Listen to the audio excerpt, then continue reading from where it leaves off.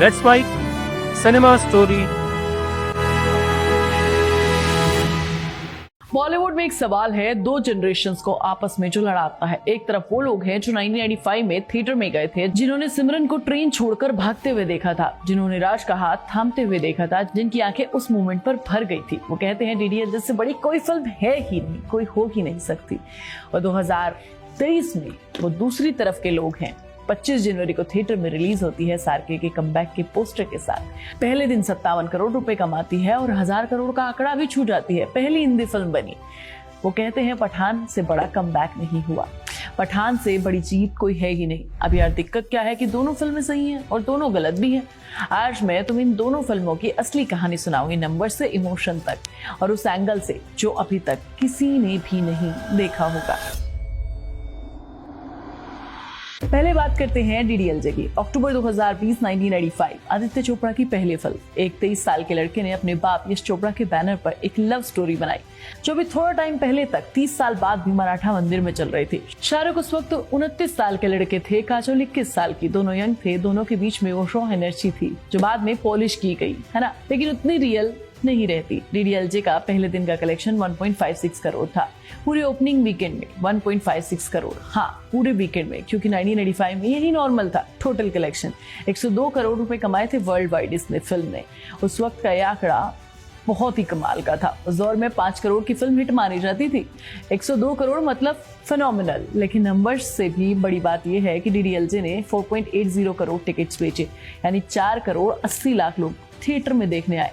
आज की पठान ने शायद पैसे ज्यादा कमाए हैं, लेकिन उतनी टिकटें नहीं बिकी, क्योंकि टिकट्स प्राइस बढ़ गई हैं।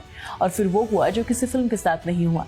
डीडीएलजे मराठा मंदिर में चलती रही 1 हफ्ता, 1 महीना, 1 साल, 10 साल, 30 साल नहीं, पूरे की पूरे 31 साल। वो फिल्म अभी भी थिएटर में लगी रहती है, कभी कभी खास ओकेशंस पर। कोई नंबर्स नहीं, ये एक मेरिकल था। और पठान जनवरी 25 2023 में रिलीज होती है, रिपब्लिक डे पर।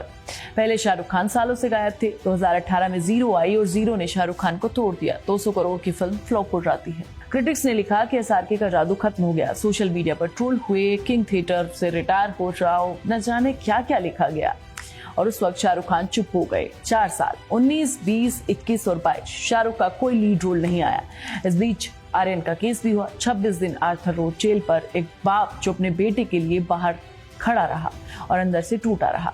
25 जनवरी 2023 पठान रिलीज होती है। 57 करोड़ रुपए कमाती है रिलीज वाले दिन, और हफ्ता पूरा होते होते 364 करोड़ और फाइनल नंबर्स आए 1050 करोड़ वर्ल्ड वाइड कलेक्शन। पहली हिंदी फिल्म जिसने चाइना के बिना 1000 करोड़ के क्लब में एंट्री मारी। थिएटर में जो हुआ वो देखने वाला था। जब पठान स्क्रीन पर आए, लोग खड़े हो गए, विसल बजाए, क्लैप्स किए, आंसू थे, रो रहे थे, क्योंकि उनका किंग वापस आ चुका था। फेवरेट एक्टर जिसे इंडस्ट्री ने लिख दिया था कि वो वापस नहीं आएगा। ये सिर्फ एक कमबैक नहीं था, ये उस इंसान का कमबैक था।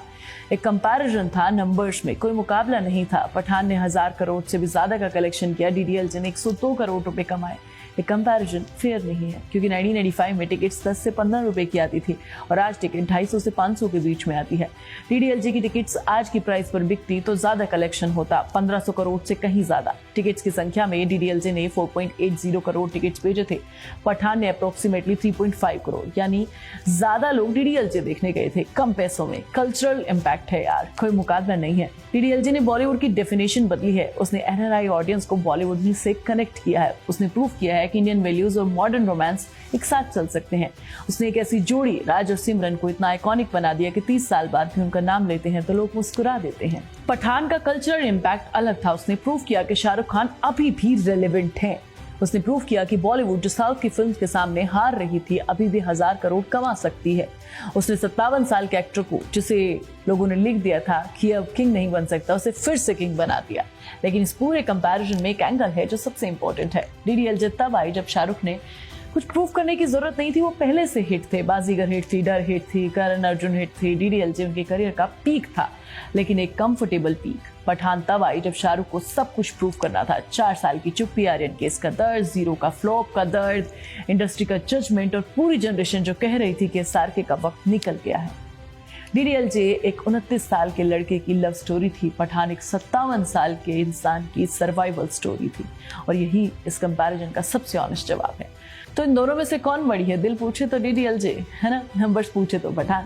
लेकिन अगर शाहरुख खान की जिंदगी की बात करें तो दोनों उनके लिए अलग अलग मीनिंग निकालती हैं। डीडीएलजे वो फिल्म है जिसने शाहरुख को किंग बनाया, पठान वो फिल्म है जिसने साबित किया कि किंग अभी रिटायर नहीं हुआ है। शाहरुख की सबसे बड़ी ग्रेटनेस की ये दोनों फिल्म है। तो मुझे कमेंट करके बताओ कि तुम्हारे लिए कौन सी बड़ी है, डीडीएलजे या पठान, और क्या किंग 2026 में दोनों को पीछे छोड़ देगी? मैं तुम्हें नेक्स्ट वीडियो में मिलूंगी, तब तक तुम चैनल को सब्सक्राइब कर लेना, वीडियो को लाइक और शेयर कर लेना, और प्लीज बेल आइकन दबाना मत भूलना। आप सुन रहे थे let's mic more than radio. Follow कीजिए हमें हमारे सोशल मीडिया प्लेटफॉर्म्स पर। Marketing strategies, corporate stories, brand building ideas, marketing case studies और इनोवेशन एक अलग पर्सपेक्टिव से, जो आपने कभी नहीं सुना होगा। Let's mic more than radio लेकर आ रहे हैं एक ऐसा ही unique show for all marketing aspirants, professionals, startups and entrepreneurs every Saturday at 11 a.m. The Marketing Show with Dr. Shekhar Trivedi, streaming exclusively on Let's Mic app and YouTube channel. इसे radio पे सुनने के लिए download करें Let's Mic app और visit www.letsmic.com। Let's Mic अब खबरें radio app पे। ये है मोर देन रेडियो।